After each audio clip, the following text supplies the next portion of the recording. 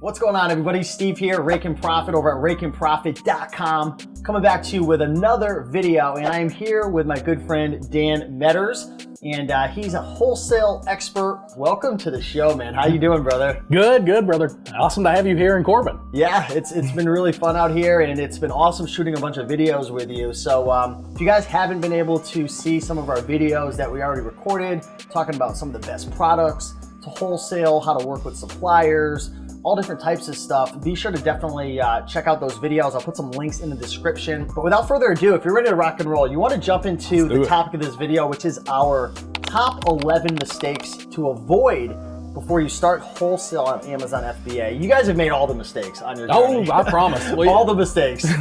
I promise. It's crazy because that is, if you're not making mistakes, you're not learning, right? And that's one of the things we've done is we've made a lot of mistakes and we've learned a lot of lessons. So hopefully we can help your audience avoid some of these things that we've done.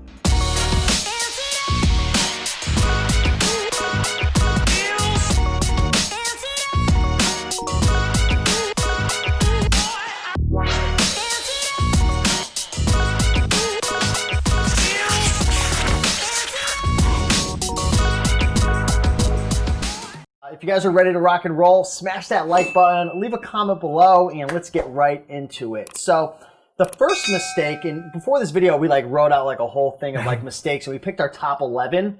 The first mistake was bad sourcing. So when someone's getting started with wholesale on Amazon, you notice a lot of your students and even people that reach out to you, their sourcing strategies are off. Right. I mean, there's a couple different ways that they're not sourcing correctly. Number one is, we advise against liquidation, particularly if you're just starting selling online, because there's so many opportunities to get hit with something. You don't have great invoices, so you can get hit with the trademark infringement things. You don't have or any kind of issues that come up where customers complain to Amazon that maybe your product's inauthentic or whatever. You just don't have the invoice to be able to protect yourself. So we advise against that early. But really with wholesale, I think a lot of people they source topically. And what I mean by that is they're not connecting with brand owners. Instead, they're just ordering through distributors and they're not developing real relationships. Going on random lists and stuff. Right, exactly. That's one of the things, and it's funny because we did this. When we first got started with wholesale, we went on to Google, we searched wholesaler, and that's how we found our products. And it's just, you're not developing real connections with the brands, you're not developing just real connections. And that's what ultimately drives this business. And that's how, if you asked us about the lifespan of our product or something like that, the lifespan of our product is significantly longer than somebody who's not connecting with the brands at this level and not being able to provide value and things like that. One of the mistakes that we were talking about before is people jumping onto Amazon, wholesale, retail arbitrage, it doesn't matter, and being merchant fulfillment sellers versus actual FBA sellers. What are your thoughts on that when it comes? Is that a mistake to start as a merchant? I think so, and it's here's the thing with Amazon, right? And it's ultimately the thing that kind of helped us launch our business was we were able to leverage the power of Amazon. Amazon's got a huge they have a huge infrastructure with a ton of warehouses, and their shipping is far cheaper than anything you could achieve on your own. And beyond that, if you're packing and shipping orders all day long, you're just not working on the aspect of your business to actually grow it, right? It's very hard to grow packing more orders. Yeah. You don't grow revenue and profits like that. Instead, the most profitable things to work on in your business is sourcing and scouting products, finding more products to sell and getting on the phone and talking to manufacturers. So that, we feel like if you are merchant fulfilled, it's much harder to be good at that aspect. You're spending all your time packing orders and things like that. So I would heavily advise utilizing FBA because it allows you to scale your business much faster. Yeah, once your business starts to scale as a merchant fulfillment seller, you run into so many problems. I remember when I had started my book selling business with my mother this was probably 4 or 5 years ago, and we were merchant fulfilling. After you get past a couple hundred items, just the basic thing of finding an item to ship out becomes a nightmare. And then you're shipping the wrong thing, putting the wrong product in the wrong package. So I just love the FBA program. If you're not selling FBA, definitely be selling on Amazon FBA. So many benefits. The third mistake that we talked about was product research. You've noticed a lot of people, they just go about researching products the wrong way. They're not utilizing softwares. They're not looking at the right criteria. Do you mind sharing a little bit about that? No, I mean, it's actually huge. I think this is one of the things that causes people to truly not get started. And what I mean by get started is they get started in the process, they don't find the products because they're not looking at the correct stuff, and then they give up, right? So one of the things, if you want to get started and actually propel this into a business, is to get better at product research, and that's just knowing what you're looking for. We're not looking for gigantic brands. We're not trying to connect with mega corporations like Nike and Nike and Mattel and Hasbro and all the giant brands. Like, instead, we look for small to mid-sized manufacturers that we can connect with, and really, if we're able to help them, they see a significant bump on their bottom line. Mistake number 4, thinking that wholesale is a get-rich-quick scheme. It's funny because it is a get-rich-pretty-slowly scheme. Like, if you do it correctly. I mean, that's the thing, is we're not, none of the products that we buy regularly are just home runs, right? We buy a lot of products that generate 20 to 30% profits, and we do it over and over and over. But that's the beauty of it. It's the consistency, right? So if you're trying to get rich, like if you're trying to get rich in the next 30 days, this is not for you at all. 31 days, you'll be rich. But if you want to create a real business with real consistency and predictable income, that's where wholesale really shines. Yeah, it takes, the one thing that is a little intimidating but also rewarding is, like, it's intimidating because wholesale, in a lot of business models, it's a lot of upfront work. Yep. But once you get the ball moving, it becomes easier because it is so front end heavy, and that's what a lot of people don't really realize, is just how front end heavy it is.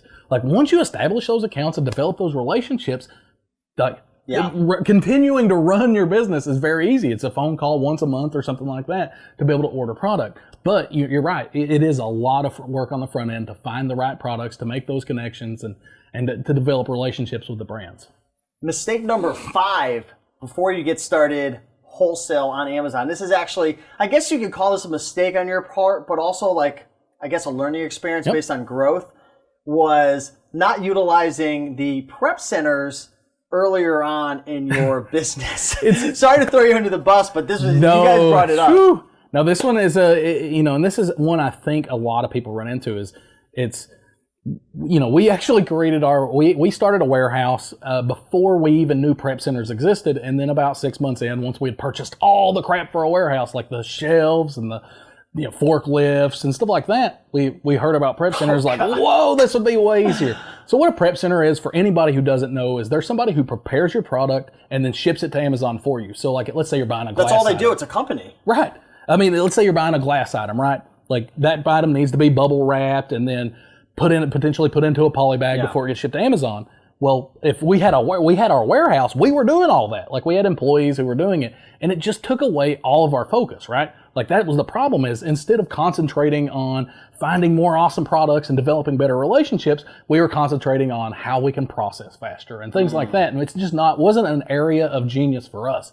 So it took away from our overall goal. And once we cut our warehouse out, like, the prep centers cost more per item to process. Like, we're paying a slightly higher rate, but our profits almost doubled. And it was because instead of concentrating on the aspects of our business that weren't making us a lot of money, we started concentrating on the aspects that were making us money. There's a great book I'm reading. I forget what it's called, but there's a term that they talk about, and it's called queen bee role. It's about finding your queen bee role. And in every business, whether that's e-commerce or maybe you're running a videography business or whatever you're doing, there's 1 or 2 things that really drive your business forward, right? And a lot of times, us as entrepreneurs, we're getting stuck in all the busy work, and we're not focusing our time on those 1 or 2 things that could really drive revenue and profits. So that's definitely one of the benefits of the prep center, Exactly. Like, the thing in your business, like, if you want to be successful in business, you have to look at everything you do as either a strength or a distraction. And for us, a warehouse was a distraction and didn't make a lot of sense. So once we were, we accepted that we were going to pay more, but we focused and doubled down on our strengths, and it made us a lot more money. One of the mistakes, and this is actually mistake number 6 right now, that we were talking about, was people, they get started with wholesale and they fall into the trap of over ordering products. What are your thoughts on that, and how do people avoid that? It's one of those things where I don't know if it's over ordering so much as they don't place the right order, right? And they're just placing an order based on what they think. They're not doing the actual math behind it. Oh, okay. So one of the things that we really focus on in our model is we look at how often a product's selling. how many sellers are selling it, and what percentage of those sales we think we're going to get. And that's something we're actually going to dive really deep in the workshop. So if that sounds interesting, make sure to get there.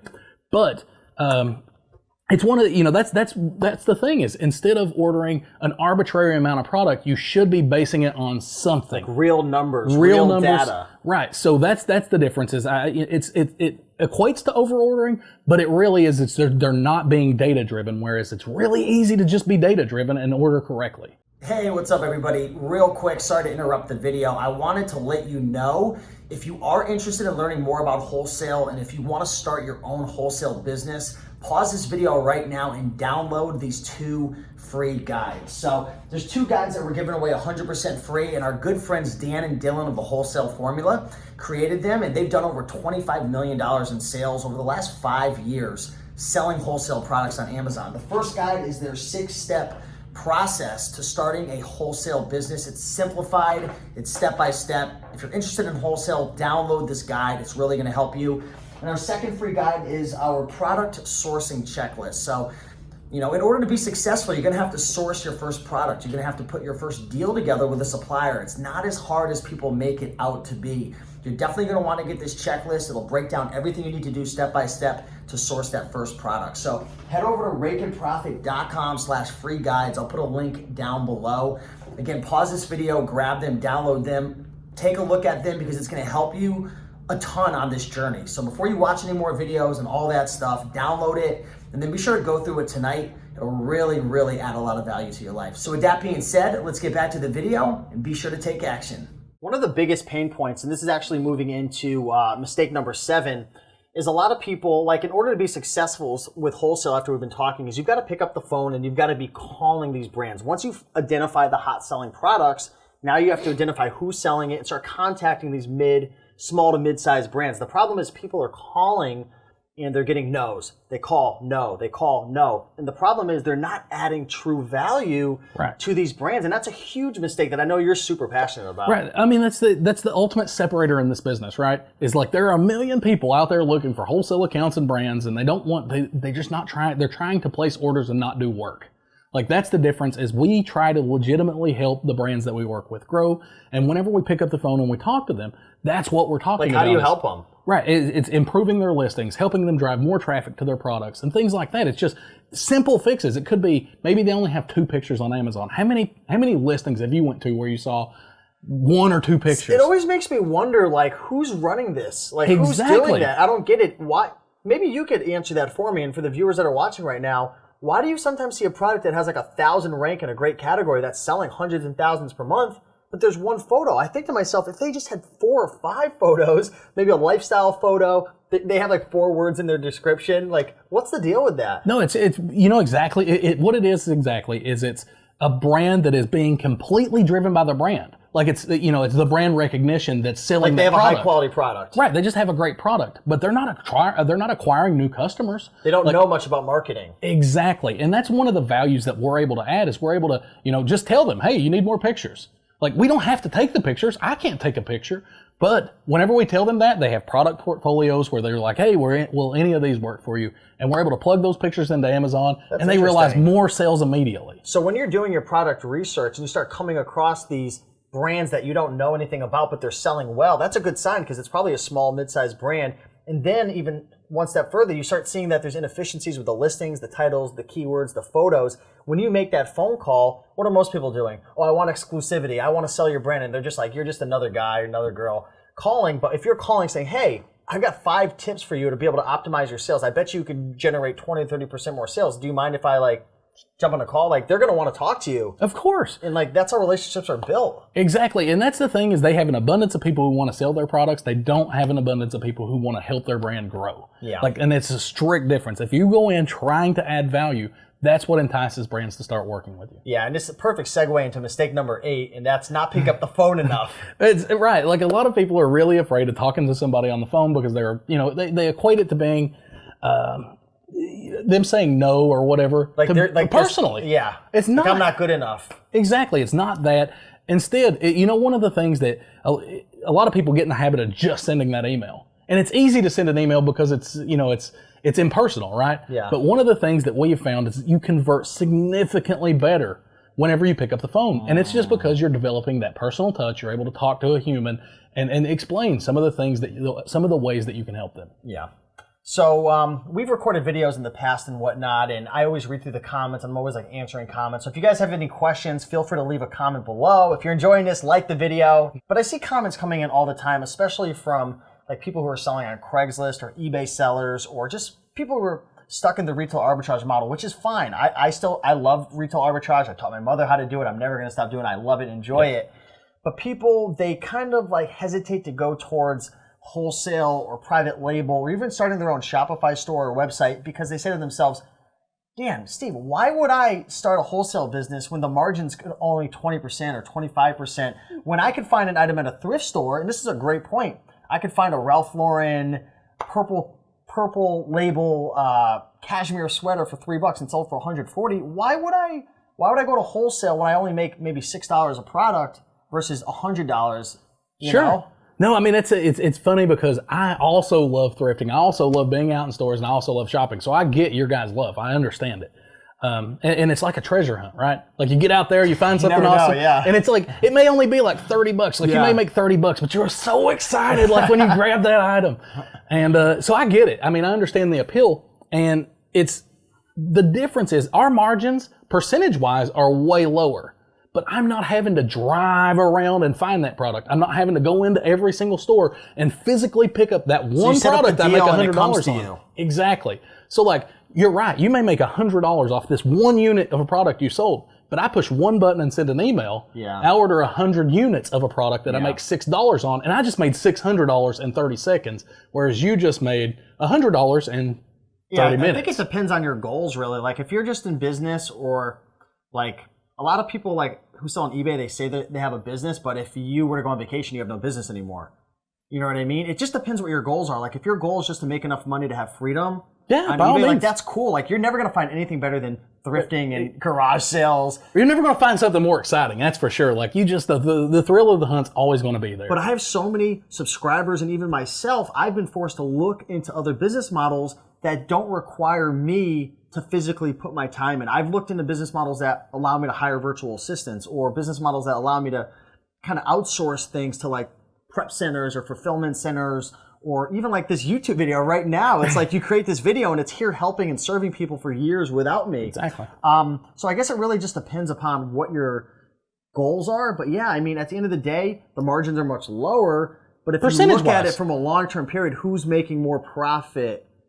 Right, it's about dollars. Like, I think a lot of people get hung up on the concept of percentage. Like, oh, it's only a 30% margin, but I can do it hundreds and hundreds and hundreds of times in the amount of time that it takes somebody else to find 3 products. Yeah. Like, that's the difference. It's not about, at the end of the day, it's not just about percentage. It's about the amount of physical dollars that I make in profit that I can put in my pocket. Mistake number 10. We're almost getting there, so hopefully you guys are sticking with us and taking all this in. But again, Dan, you've been on this journey for, well, since 2014, over $20 million in sales. So if you could learn from anyone better, you're not going to be able to. He's been around the block. So this is like I've made my fair share of mistakes, that's for sure. Exactly. And, you know, it's important, too. Like, a lot of people, they're trying to avoid mistakes. You can educate yourself the best you can, but you're still going to make mistakes. Like, the more mistakes you make, probably the more successful you're going to be if you don't give up and don't quit. So I agree with that, brother. Like, you know what I mean? It just means you're putting yourself outside your comfort zone, right? Like, everybody tries to live inside that little comfort zone, but success starts where the comfort zone ends. Yeah. So mistake number 10 that we were talking about and discussing, and this is something it's kind of boring. Nobody wants to do it. It's a pain in the butt. You're having to work with lawyers and CPAs. Is setting up your legal parameters, right? So setting up an LLC, getting your EIN number, setting up business banking, doing things to protect your assets, and so on and so forth. Sure. So what are your thoughts on that, like when it comes to starting a wholesale business? Because you actually have to set up certain things in order to even get deals. But, you know, even if you are trying to be a professional eBay seller, I would say you should do this. And you need to protect yourself and provide, setting up the legal framework to do that. It's super simple to create an LLC, but that creates a shield that can protect you in the instance that you are sued. So if you're remotely serious about owning a business, I don't care what it is. I don't care if it's a pop can related business. Yeah. You should have an LLC just to protect yourself and your company and all the things that you're working on to build. So that's definitely a mistake I see, is a lot of people are really intimidated by that process. Yeah. So they try to go around it and not do it. Instead, embrace it, realize that you're going to be a business and you want to be a business because you have those type of goals, and then do the things you have to do to succeed. And you take yourself more serious as well, because sure. you've invested into it. You have a legal entity, organization that you've structured. Plus, also, you need to, weren't you saying before, you need to have a business set up in order to set up deals? Absolutely. For wholesale, I mean, like I said, I would set it up for any business, but with wholesale specifically, you have to do it. Yeah. You have to do it. It's like having a driver's license. Yeah. Like, every company you contact is going to say, like, hey, can I get your resale certificate? And what they're looking for is they don't want to sell to consumers. They don't want to sell 2 units to some lady who's wanting to get a discount just, for products she's going to use. Instead, their goal is they're a manufacturer. They produce mass product, and they want to sell bulk orders to people. Yeah. So whenever you contact them, give them that resale certificate. They know you're a business. They know you're serious. They know you're going to be purchasing in volume. Yeah, that's super important. And last but not least, mistake number 11 right now, right? The 11th mistake to avoid before starting a wholesale business on Amazon, and this is going to be a little counterintuitive, is you're working too hard.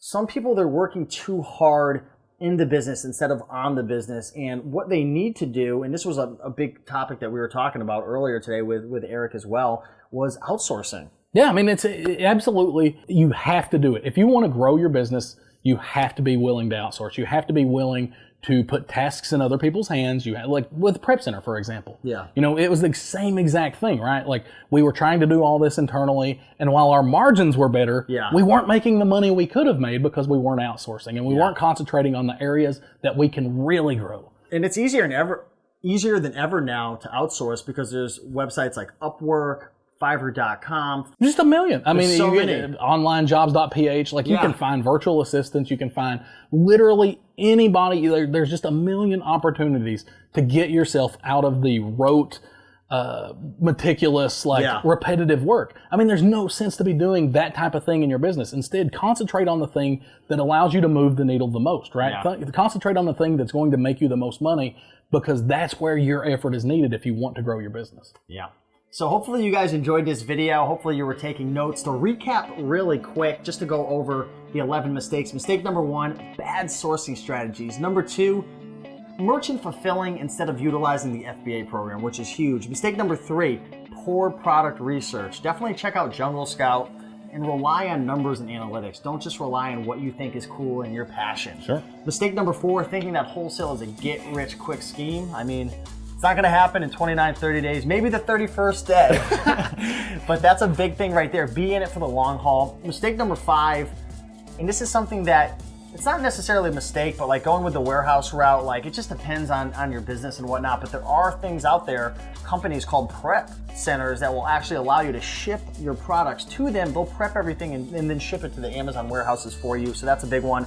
Mistake number 6, over ordering, or kind of just like choosing the wrong products essentially to order. Mistake number 7, not adding value to the brand owners. It's so important that when you start reaching out and contacting brand owners to negotiate deals with and put deals under your belt, bring value. Find a unique way to make a difference in their business, whether it's titles or optimizing their pictures or something to separate yourself from the crowd. Mistake number 8, not using the phone enough. Be sure to pick up that phone, right?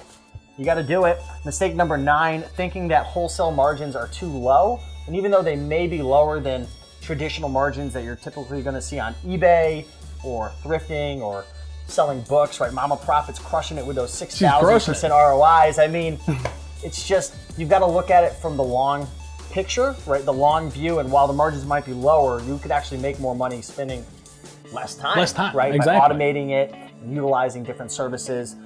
Mistake number 10, not setting up your legal stuff the right way, getting your bookkeeping, getting your entity set up, whether that's an S Corp or an LLC. Obviously, you're going to want to talk to a lawyer or a CPA to set that up. And mistake number 11 is just working too hard. You've got to hustle, you've got to grind. And one of the things that I've learned, about wholesale from you and Eric and the guys over here is wholesale's a little different than eBay and Amazon, like RA, because there's a lot of upfront work.